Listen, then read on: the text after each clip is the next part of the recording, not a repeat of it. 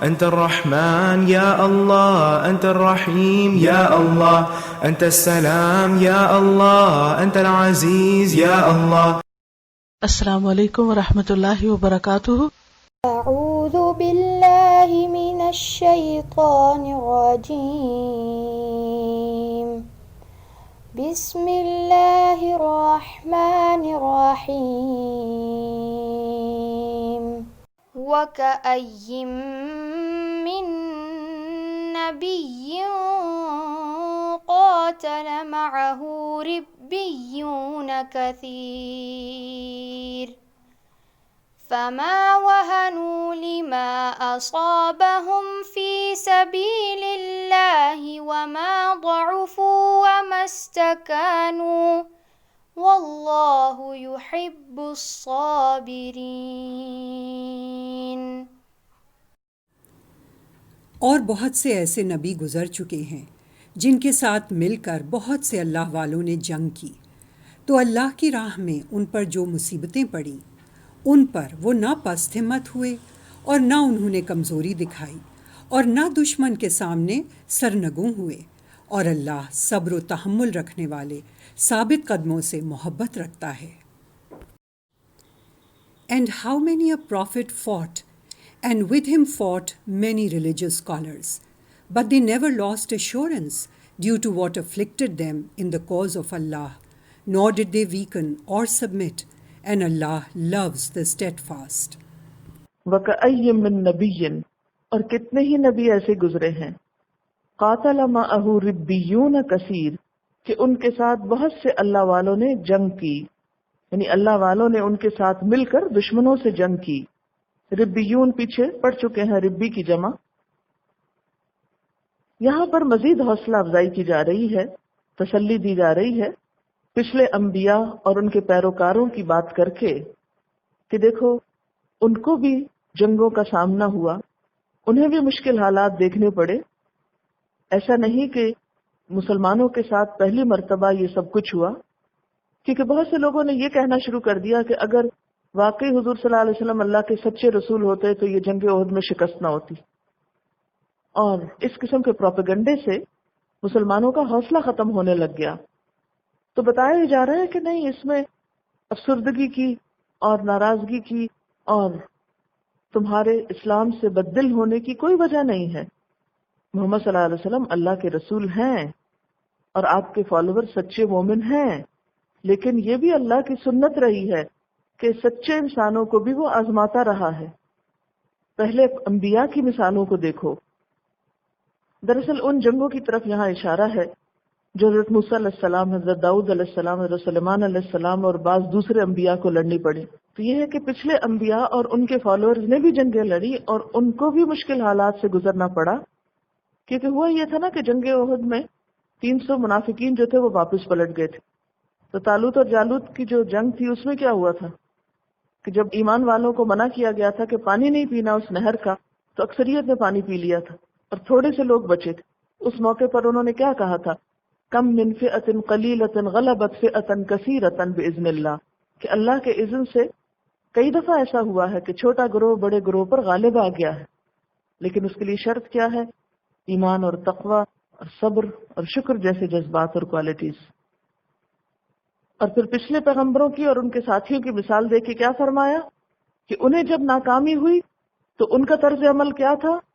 فما وہنوا، تو وہ سست نہ ہوئے، کس پر؟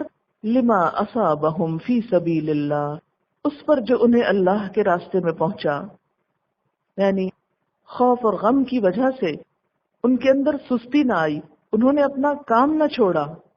تو سکھانا کیا مقصود ہے کہ اگر تمہیں جنگ احد میں ناکامی ہوئی ہے، تمہیں تکلیف پہنچی ہے، تو کیا تم اللہ کے راستے سے پھر جاؤ گے؟ کیا تم اپنے راستے کو چھوڑ دو گے، پلٹ جاؤ گے؟ اور نہ صرف یہ کہ فما وہنوا، بلکہ وما ضعفوا، اور انہوں نے ضعف نہیں دکھایا، وما استکانوا، اور نہ انہوں نے کمزوری دکھائی، نہ وہ دبے۔ واللہ یحب الصابرین، اور اللہ صبر کرنے والوں سے محبت رکھتا ہے۔ یہاں پر آپ دیکھیں کہ 3 لفظ استعمال ہوئے ہیں جو بہت اہم ہیں۔ نمبر 1 وہن، نمبر 2 ضعف، اور نمبر 3 استقامت. اس میں فرق کیا ہے؟ آپ دیکھیں کہ موت کے خوف اور زندگی کی محبت کی وجہ سے جو کمزوری انسان کے اندر آتی ہے وہ وہن کہلاتی. آپ نے فرمایا تھا کہ میری امت پہ ایک ایسا وقت آئے گا کہ ان کے اندر وہن پیدا ہو جائے گا. تو وہ وہن کا مطلب آپ صلی اللہ علیہ وسلم نے خود کیا بتایا تھا؟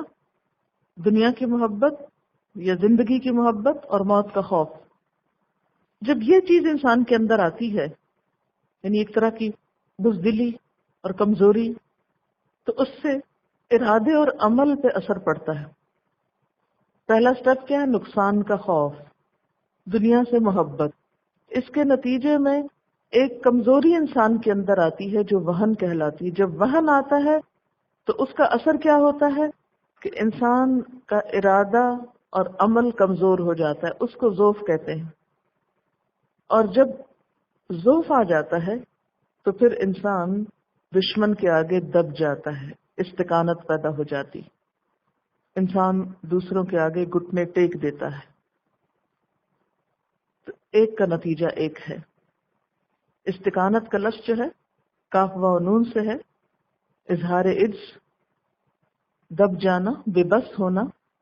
دین تبدیل کر لینے کے لیے بھی آتا ہے یہ لفظ، دین کی تبدیلی.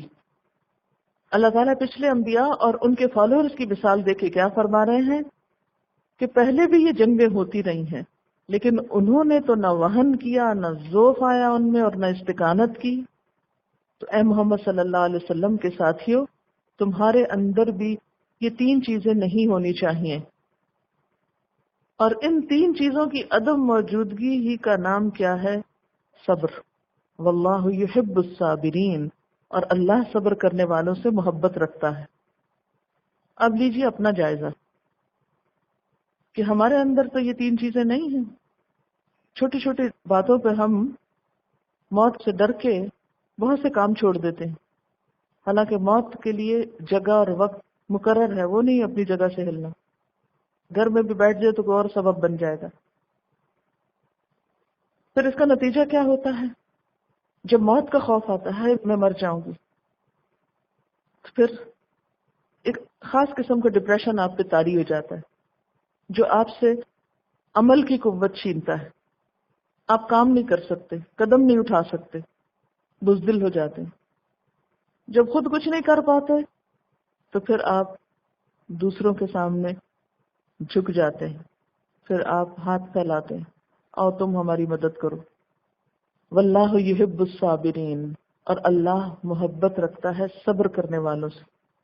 یعنی ان تینوں بیماریوں کا علاج صبر ہے. اور صبر کیا ہوتا ہے؟ تھوڑا انتظار کرو، تھوڑی تکلیف برداشت کر لو. یہ بالکل ایسے ہی جیسے کوئی انسان بیمار ہوتا ہے تو اس وقت انسان کیا چاہتا ہے؟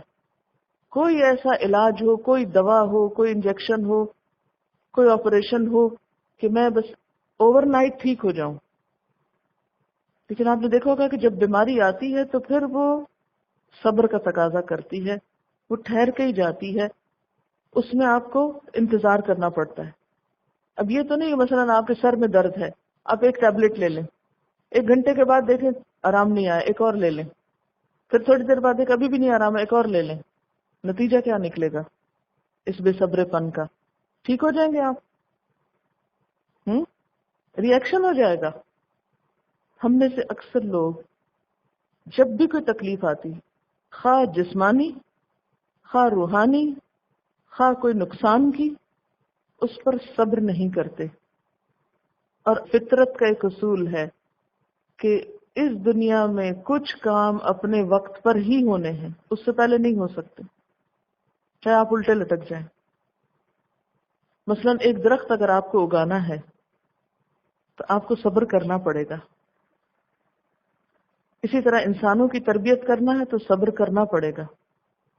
آپ یہ نہیں کر سکتے کہ ایک دفعہ بچے کو ایک بات بتائیں اور جب نہیں مانے تو آپ اس کے بعد اس کی تربیت کرنا چھوڑ دیں یا اس کو سکھانا چھوڑ دیں. نہیں، کبھی پیار سے کبھی ڈانٹ سے، لیکن صبر کے ساتھ آگے بڑھتے رہنا ہوگا.